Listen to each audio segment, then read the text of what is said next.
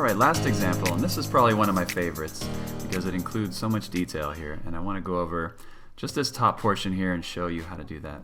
The bottom section I feel like you guys could do. It's just a bunch of squares, you got some icons here. It's just a matter of finding some inspiration and then plugging in different shapes, icons, photos into your design. But that one's a really cool one. So let's get started with this guy. First off, I'm going to create the map section at the top here. So let's draw out a rectangle. Something like that. And then I'm going to get my map here. I'm going to drag it right over the top, or what I think is the top. I'm going to need to drag this in the layers panel up above the rectangle I just drew. Let's select both of these guys by holding down shift and then mask it. So there's my map, and if I'm not happy with it, I can also go back and maybe not that, but let's expand here. Let's select our map, and we can kind of manipulate this to get it how we want it. And I think I'm happy with that. Alright, so a little bit of extra credit. I'll show you how to create this guy up in the upper right hand corner, but not yet. Let's do another rectangle. This time we're going to draw one a little bit bigger. And then the map. I'm going to do kind of a gradient here. I'm going to change my reference points. Let's go from right to left. And with that left point selected, I got my eyedropper tool here. I'm going to select that. To me, it looks like the gradient's going from right to left. It's a little bit darker over here, a little bit lighter over here, and there's also probably some transparency to see the map. I'm just noticing that now. But we will skip that. So with this right point selected, let's go ahead and do that. That's good. If you wanted to have the map shine through, which would be a cool effect, you could grab this guy, resize it, and then drop the transparency down on this. Maybe we'll do that as well. But for now, let's move on. Let's create this profile image here. I'm going to hit O for oval on my keyboard. Hold down Alt-Shift. And then draw one out about the same size. Something like that. Let's bring it over here into ours, get it centered. Alright, now let's go to work. Let's change the color of this inner oval to a white. And that's going to be our border. So now with this guy selected, I'm going to hit Command D to duplicate. I'm going to change the color. I'm going to hold down Alt-Shift and just resize this a bit until I get that same thickness. About right there. It does look a little bit off. I'm just going to make sure it's centered. So I got both selected. Alright, now with that selected, I'm going to grab my John Wick picture here, drag it over the top of my circle. Looks like it's below everything because I grabbed it earlier. So let's drag that above our oval copy. I'm going to hold down Shift and select that, and now I'm going to mask it. And I'm going to reposition just a little bit. So coming over here, I'm going to grab my bitmap, and just with my arrow keys, I'm going to reposition just a little bit. And what I don't want is that orange to display near the top. So you want to keep your profile image above that a bit. Alright, that looks good. Now with this bottom oval, you'll notice that there's a little bit of a drop shadow here, so let's get that going as well.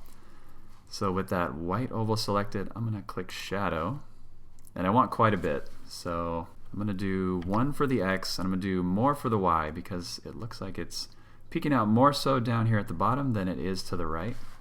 So let's bump up the Y a bit. Maybe to about 15, and let's increase the blur. Let's also increase the spread. There we go, something like that. Now to me it looks like there's a bit of a glare here, and I think we can recreate that. Let's hit O for oval. I'm going to come right in the middle here. I'm going to hold down Alt-Shift, and I don't want it as big as my profile image. I want it something like that, maybe a little bit bigger. And I'm going to drag this down, maybe to about right there. Let's increase the size a bit. Something like that. I'm going to change the color to a white, and then let's drop the opacity down. So that'll give me a little bit of glare. And to take it a step further, I can apply a little bit of I don't know if I want to do blur. Yeah, maybe a Gaussian blur and then drop it down to maybe like 5, just so it doesn't have that real harsh edge line on it. Now it's kind of blurred out. I like the way that looks. Okay, we're good there. Let's move on to this little circle here, this little notification icon. I'm gonna hit O for oval again. I'm gonna hold down Shift, draw out something proportional. Let's get that right about there. I'm going to put a border on it, a white one, so I'll click Borders. Let's go white, and let's bump up the thickness of this. And I want it to be an outside border because right now it's kind of encroaching on my center circle, so let's change this to outside. Thicken up the border a bit, maybe to about a 7. Let's get that green color. Get my eyedropper tool, choose that green, and then to finish it off, let's put some text here. I'm going to click off there. I'm going to hit T for text. Let's do a 3. Escape. Let's bring that over a bit. That's good. You could shrink it, make it exactly the same size, but I'm pretty happy with what it's looking like right now. Okay, now lastly, let's talk about this piece right here in the corner. How would you go about getting that effect? So what I've done, and there's different ways to go about it, I'm sure. What I'm going to do is I'm going to start by drawing out a rectangle. So right up here, I'm going to hold down Shift so I can draw something out proportional. Maybe like that. Get it right there in the corner. Let's get that dark color. So I'm going to get my fill, get my eyedropper tool. Let's select that. Now what I want to do is I just want a triangle. So let's double click to put it into edit mode. I'm going to select this bottom point and just hit delete. So I've got that there. So there's the start of it.